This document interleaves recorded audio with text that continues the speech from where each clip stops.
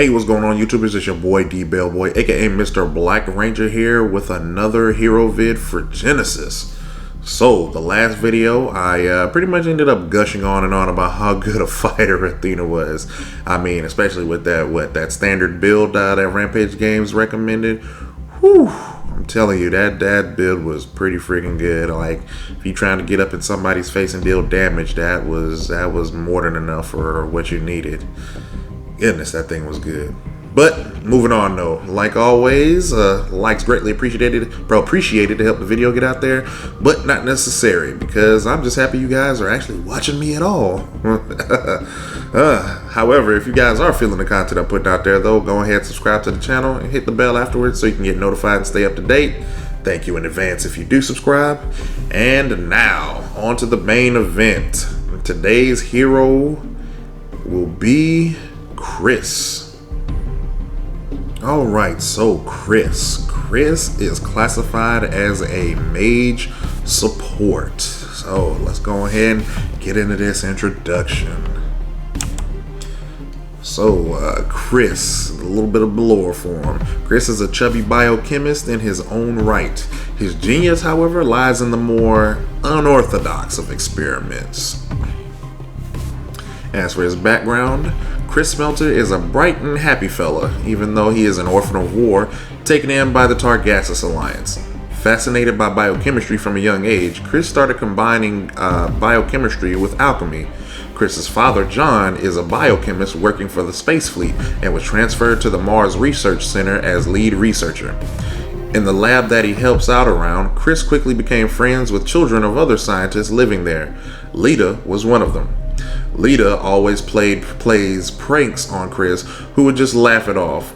Lita also jokingly makes fun of Chris's ancestry in alchemy, saying alchemy has no real base in science and calling Chris superstitious. Chris knows this is how Lita shows affection. The two soon became best friends. When Chris found out Lita snuck aboard the ship heading to the Chaos Wars, he packed up his devices and inventions, hoping to protect Lita from the dangers of battle. He also hopes to prove the worth of alchemy as well as the worth of his ancestry. So, nice little lore tidbit. Let's go ahead and take a look at these skills. Skills that pay the bills here. So, his main skill, stable concoction. Lobs a vial containing a stabilization concoction that heals friendly heroes / damages enemies in a target area over time. If the target dies while stable concoction is active, Chris receives additional gold. The energy cost respectively is 50, 100, 150, and 200 with a cooldown of 8 seconds. His next skill is UFO Strike. Fires a UFO at an enemy unit that bounces, dealing damage and stunning. Effects are doubled for regular units, and the energy cost for that is 100 and the cooldown 9 seconds. His third skill, I'm honestly looking at this one, I'm gonna guess that this is a passive for him until the main game comes out. I won't really know for sure, but it's called Pacification Field. Chris's abilities and basic attacks deal damage over time to enemy units, reducing their attack speed and movement speed.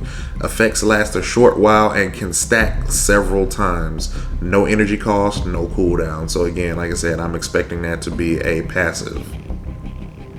And then his ultimate ability, Acid Emission. Chris tosses a globe of energy ahead of him, and the globe spins forward, dealing damage to nearby enemy units. And its energy cost respectively is 150, 200, 250, and the cooldown respectively is 80 seconds, 70 seconds, 60 seconds. Alright, and now next up we're going to take a look at the items that they recommend for this for him starting out here. Rampage Game standard recommended loadout is going to be a Reatomizer, costs 5,175 gold, gives plus 70 energy, plus 200 health, plus 500 energy, and plus 3.5 energy regen, and its active is Reshape. Turn a unit into a harmless sheep and slows it for 2.5 seconds. Good old polymorph for those who played World of Warcraft. But Next up is Artemis Boots. It costs 2,750 gold. It gives plus 80 movement speed, plus 60 energy damage. Its passive Energize, increase energy penetration by 20. Then after that, they tell you to take the Scepter of Zeus. It costs 4,700 gold, gives plus 60 energy damage, plus 250 health, plus 400 energy, and plus 7% movement speed. And its passive, Divine Wrath. Every 4.5 seconds, Divine Wrath strikes a random enemy in a 650 radius around the wearer. Divine Wrath deals 30 plus whatever your energy damage is times 0.3 energy damage, and reduces the enemy's energy resistance by 15 for 2 seconds. Effect can be stacked 3 times. Each time the wearer travels a distance of 240, the cooldown of Divine Wrath is reduced by 1 with a minimum of 2 seconds as its shortest cooldown. After that, you're supposed to take the Helm of Hades, which costs 5,500 gold, gives plus 60 energy damage, plus 20 cooldown reduction, and its passive, Curse. Abilities deal additional energy damage equivalent to 7% of the target's current health, and has a cooldown of 2.5 seconds when multiple abilities are used against a single target. Additional damage is capped at 350. And then these next two, Molecular Device, it costs 3,000 gold, gives plus 35 attack damage, and its unique passive, Perforation. When attacking, reduces the target's armor by 25, and its effect lasts for 5 seconds. And then lastly, Photon Clutch, costs 2,000 gold, gives plus 25 attack damage, plus 200 health, plus 200 energy. So, really kind of a standard support kit form. Again, the reatomizer with that reshape allows you to take out a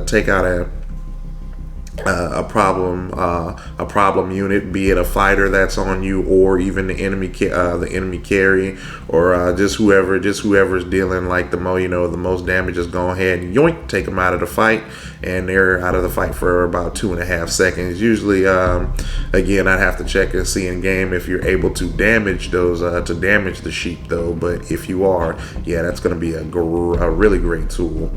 But as well as with his passive, since his basic attack slows movement and attack speed. Of course, you're gonna want some energy pen on there with the Artemis Boots, and then you're gonna want to reduce actual target armor with the Molecular Device, and then everything else is pretty much kind of standard. Helm of Hades, whenever you activate your ability, especially on a high health target, just give you a little bit of extra damage so you're not lacking. Because again, you're a mage, but you're also a support. And then Scepter of Zeus, it's pretty much self-explanatory. Every 4.5 seconds, random, just dealing random energy damage. And then it also reduces energy resistance as well. You travel 240 units. Reduce the cooldown by a second. If you can move fast enough, it'll get the cooldown of 2 seconds, and you're literally dealing whatever energy damage you're doing for. It's just what it comes out to is you're just dealing a lot of damage. Well, not a lot, but a respectable amount of damage every 2 seconds or so.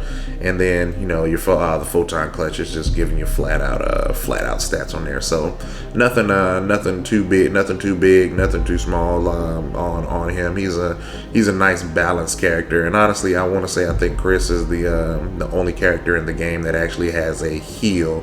So yeah, definitely, because lobbing that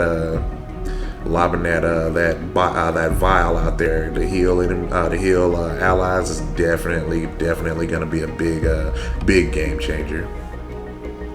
All right, so next up is going to be his skill order. So actually, you want to take his UFO strike first. That way, allows you to last hit, get some farm in early, and then literally right after that, At level 2, you're gonna take the stable concoction. So you know, you need your take the damage first and then take your heal second. But for UFO strike, the other levels is gonna be you're gonna take it at level 4, 5, and 7. Stable concoction, you're gonna take it at, like I said, take it at level 2. It should do, from judging from what it's showing, the heal factor on it should be good enough until about mid game. In which case, at level 8, 9, and 10, you're gonna want to take the rest of those. Pacification field, again, like I said, as a passive. You're gonna take it at level 3. Its effect should be good enough to get you until late game, until you want to increase it.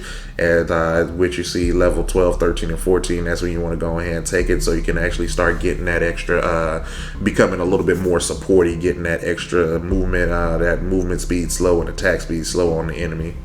And then lastly, like always, the ultimate acid emission, you're going to take it at level 6, level 11, and level 16. And again, max level so far is still 16. And so, ladies and gentlemen, that is Chris in a nutshell. Nice little, he's got some damage options on him because he is a mage, but he is also a support.